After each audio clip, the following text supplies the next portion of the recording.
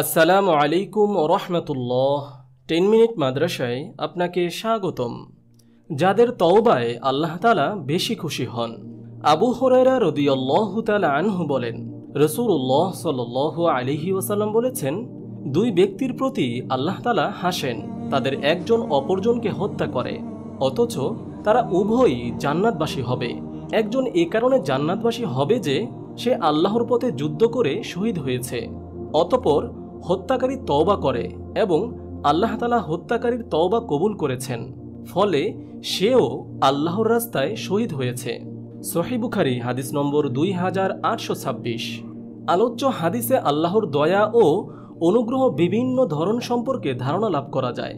আল্লাহ তাআলা তার দুই বান্দাকেই নিজ অনুগ্রহে শামিল করেছেন বিভিন্ন পদ্ধতিতে, অথচ তারা উভয় পরস্পরের বিরুদ্ধে অস্ত্র ধারণ করেছিল।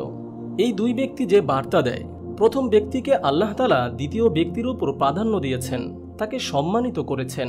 যারা আল্লাহর জন্য নিজের জীবন উৎসর্গ করে, আল্লাহ তাআলা তাদের দুনিয়া ও আখিরাতে সম্মানিত করেন। তারা আল্লাহর সম্মানিত বান্দাদের তৃতীয় স্তরে রয়েছে।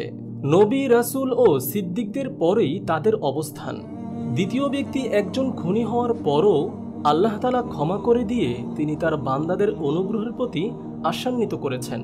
পবিত্র কোরআনে ইরশাদ হয়েছে, আপনি বলুন, হে আমার বান্দারা, যারা নিজেদের উপর অবিচার করেছ, আল্লাহর অনুগ্রহ থেকে নিরাশ হইও না।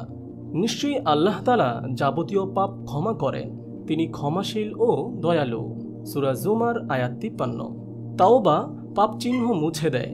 আলোচ্য হাদিস দ্বারা এটাও প্রমাণিত হয় যে তওবা মানুষের অতীতের পাপ চিহ্ন মুছে দেয় এবং তার জন্য সম্মান ও মর্যাদার পথ খুলে দেয়। যেমন আল্লাহ তাআলা দ্বিতীয় ব্যক্তির জীবন থেকে কুফরির চিহ্ন মিটিয়ে দিয়ে তাকে জান্নাতের পথে পরিচালিত করেছেন। যারা তওবার সৌভাগ্য লাভ করে, পবিত্র কোরআনে ইরশাদ হয়েছে, আল্লাহ তাআলা অবশ্যই সেসব মানুষের তওবা কবুল করবেন যারা ভুলবশত মন্দ কাজ করে এবং সত্তর তওবা করে। এরাই তারা যাদের তওবা আল্লাহ তাআলা কবুল করেন। আল্লাহ তাআলা সর্বজ্ঞ, প্রজ্ঞাময়।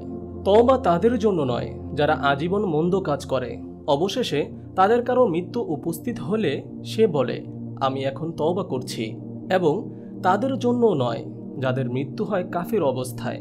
এরাই তারা যাদের জন্য রয়েছে যন্ত্রণাদায়ক শাস্তির ব্যবস্থা। সূরা নিসা আয়াত 17 থেকে 18। মহান আল্লাহ তাআলা আমাদের সকলকে তওবা করার তৌফিক দান করুন এবং আমাদের সকলকে ক্ষমা করুন, আমিন। আপনি যদি এরকম ভিডিও আরও পেতে চান, তাহলে এই চ্যানেলটি সাবস্ক্রাইব করে পাশে রাখা বেল আইকনটি অন করে দিন।